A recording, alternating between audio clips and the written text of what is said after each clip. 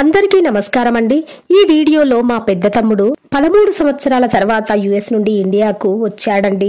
This is the one of the sweet memory in my life. అందుకే ఈ video మీతో share చేసుకోవాలని అనుకుంటున్నాను. అయితే తమ్ముడు వచ్చిన వేళ విశేషం ఏంటో ఏమో తెలియదు కానీ మార్గశీర్ష మాసంలో అమావాస్య తర్వాత వచ్చిన త్రయోదశి రోజు శివాలయానికి వెళ్లామండి. ఆ శివయ్యకు తమ్ముడిచే అభిషేకం చేపిద్దామని. ప్రతి నెల అమావాస్యకు తర్వాత వచ్చే త్రయోదశి నాడు నందీశ్వరునికి అభిషేకం చేస్తారండి. ప్రతి సోమవారం శివయ్యకు ప్రత్యేక పూజలు అభిషేకాలు జరుపుతాము. కానీ అమావాస్య తర్వాత వచ్చే త్రయోదశి రోజున నందీశ్వరునికి అభిషేకం చేసి ఆ శివయ్యకు కూడా అభిషేకము అలంకరణ చేస్తాము. నందీశ్వరుని అభిషేకం తర్వాత ఆ శివయ్యకు అభిషేకం చేయడం వల్ల ఎలాంటి దోషాలైనా తొలగుతాయని మన నమ్మకం. శివాలయంలో శివయ్యకు ఎడమ పక్కన కార్తికేయుడు, కుడి పక్కన వినాయకుడు ఉంటాడండి. ఉత్తరాన చండీశ్వరుడు ఉంటాడు. శివయ్యకు ఎదురుగా నందీశ్వరుడు. అలా 24 గంటలు శివయ్యను చూస్తూనే ఉంటాడు. ఏదో దోషం ఉంది అనిపిస్తుంది, పని అవ్వట్లేదు, అవుతుంది అనుకుంటాము, అవదు. ఎవరినో అమాయకులను బాధించడం వల్ల దోషాలు ఏర్పడతాయండి. అది తెలిసి చేసినా తెలియక చేసిన దోషమే మరి. కానీ దోష నివారణ జరగక అతలాకుతలం అవుతూ ఉంటాము. ఎలాంటి దోష నివారణ అయినా త్రయోదశి నాటి సాయంకాలం పొద్దున శివయ్యకు అభిషేకం అయ్యాక అలంకరణ చేస్తాము. ఆ తర్వాత సాయంకాలము ప్రదోషకాలంలో నందీశ్వరునికి కూడా అభిషేకం చేస్తామండి. నందీశ్వరుణ్ణి చక్కగా కడిగి చందనం బొట్లు పెట్టి నందీశ్వరునికి శివలింగానికి ఏకకాలంలో హారతి ఇస్తే సమస్త దోషాలు తొలగుతాయని మన పెద్దలు చెప్తూ ఉంటారు. ఒక్క త్రయోదశి నాడే, ఇంకొక రోజు లేదు రాదు. దోష నివారణార్థం చేసేటువంటి అభిషేకం ఇది. తెలుసో తెలియకో ఆ రోజు తమ్ముడిని శివాలయానికి తీసుకెళ్లడం, నందీశ్వరునికి అభిషేకం చేయించడం చాలా హ్యాపీగా ఉంది నాకు. చక్కగా నందీశ్వరుని నీళ్లతో కడిగి బ్రాహ్మణ మంత్రాల సమక్షంలో ఆ శివయ్యకు ఎదురుగా ఉన్న నందీశ్వరుడికి అభిషేకం చేస్తుంటే ఆ ఆనందమే వేరండి. ఇక ఈ జన్మకి ఇది చాలు అనిపించింది. ఇక శివయ్యకు తమ్ముడితో పక్కనే ఉన్న అన్నయ్య ఇద్దరు కలిసి అభిషేకం చేశారండి. అభిషేకం చేస్తుంటే తమ్ముడి ముఖంలో ఆనందం ఇంత అంతా కాదండోయ్. ఆడి ముఖంలో ఆనందం నాకు చాలా సంతృప్తిని మిగిల్చింది. అలా శివయ్యను అభిషేకం చేస్తుంటే వాడికి సాటిస్ఫాక్షన్ లేదనుకుంటా. బిందెతో ధారాళంగా నీళ్లు పోస్తూ అభిషేకం చేశాడు. ఇక నీళ్లతో అభిషేకం చేసిన అనంతరం పాలతో అభిషేకం చేశారు. ఆ తర్వాత పంచామృతాలతో అభిషేకం చేశారు. శివయ్యకు పాలతో అభిషేకం చేస్తే సర్వసౌఖ్యములు కలుగుతాయటండోయ్. సర్వసౌఖ్యములు అంటే మనకు ఏదైతే కావాలో మన మనసులో ఉంటుంది, కానీ మనం నోరు విప్పి ఆ శివయ్యను అడగలేము. ఎలాంటి కోరికైనా ఆవు పాలతో ఆ శివయ్యను అభిషేకం చేసినంతనే ఆ శివయ్య మన కోరికలను నెరవేరుస్తాడట. అంతటి విశిష్టత ఉంది ఆవు పాలకు. ఆవు పెరుగుతో అభిషేకం చేసిన ఎడల ఆరోగ్యము, బలము చేకూరుతుంది. ఆవు నెయ్యితో శివయ్యను అభిషేకం చేస్తే ఐశ్వర్యాభివృద్ధి కలుగుతుంది.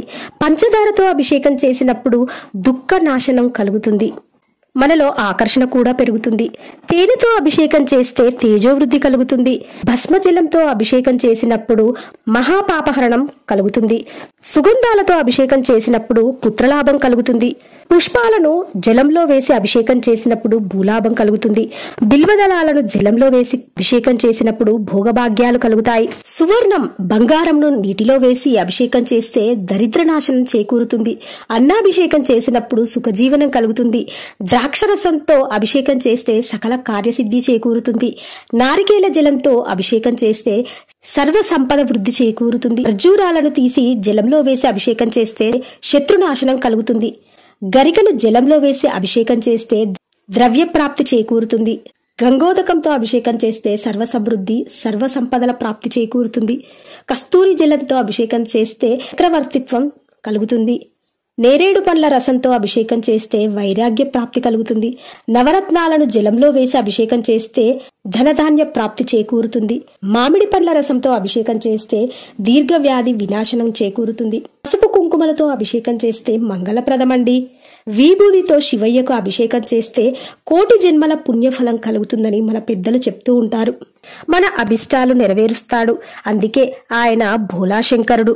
హిందువుల అర్చనా విధానంలో ఎంతో ప్రాధాన్యం కలిగిన అభిషేకానికి ఎన్నో ద్రవ్యాలు వాడుతూ ఉంటాము. అలా మనం వినియోగించే ఒక్కో ద్రవ్యానికి ఒక్కో విశిష్టత, ఒక్కో ప్రత్యేక పరమార్థం ఉన్నాయండి. విష్ణువు అలంకార ప్రియుడైనట్లే శివుడు అభిషేక ప్రియుడు. శివుడు అభిషేకాన్ని చాలా ప్రియంగా భావిస్తాడు కాబట్టి అభిషేక ప్రియుడనబడ్డాడు.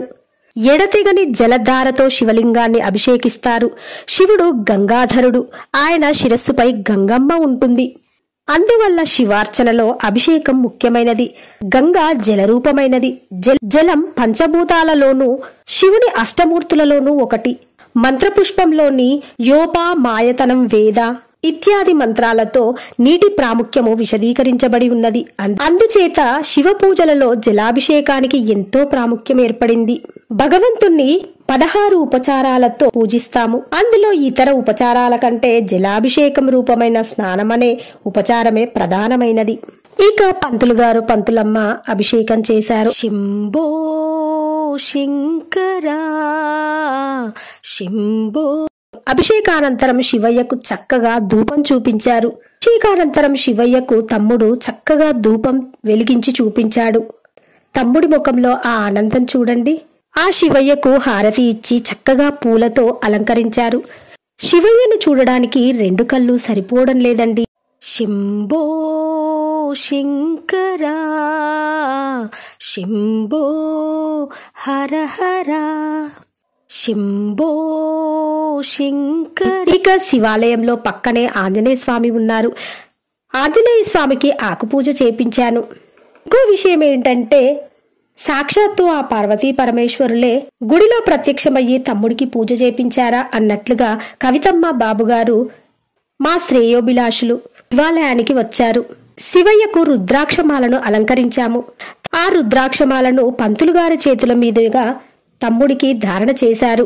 ఇక ఆ తర్వాత రావి చెట్టు, వేప చెట్టు, అక్కడే నాగశిలలు కూడా ఉన్నాయండి. ఇక వాటి చుట్టూ ప్రదక్షిణ చేపించాను. తిరిగి ఇంటికి వచ్చాక అమ్మా నాన్నలకు పూజ చేపించి వాళ్ళ ఆశీస్సులు తమ్ముడికి ఇప్పించి, నాకు 2 బ్రదర్స్ అండి. ఇక యుఎస్ నుండి వచ్చిన మా పెద్ద తమ్ముడు, ఇంకో చిన్న తమ్ముడు ఫ్యామిలీ, మా ఫ్యామిలీ అంతా కలిసి చాలా ఎంజాయ్ చేశాము. తిరిగి మళ్ళీ తమ్ముడు యుఎస్ కి వెళ్లిపోయాడు. శంభో శంకరా శంభో హర హర. పాలు పోయామండు పరమశివుడు, మనల పాలించే ప్రభువురా పరమశివుడు. నీళ్లు పోయామండు పూడయ్యి నీడయ్యి నిలిచే శివుడు. భస్మాన్ని పూయమనే పరమశివుడు, విశ్వాసముంచమనే పరమశివుడు. ఇదండి సంగతి. 13 సంవత్సరాల తర్వాత మా తమ్ముడితో నా స్వీట్ మెమొరీ. ఓకే ఫ్రెండ్స్, మీకు గనక ఈ వీడియో నచ్చినట్లయితే ఒక లైక్ వేసుకోండి. వీడియోని మీ మిత్రులకు షేర్ చేయండి. ఛానల్ను తప్పకుండా సబ్స్క్రైబ్ చేసుకోండి. అలాగే బెల్ బటన్ యాక్టివేట్ చేసుకోండి ఫ్రెండ్స్. అప్పుడే నేను చేసే ప్రతి లేటెస్ట్ వీడియో మీ మొబైల్కి చేరుతుంది. Thank you for watching.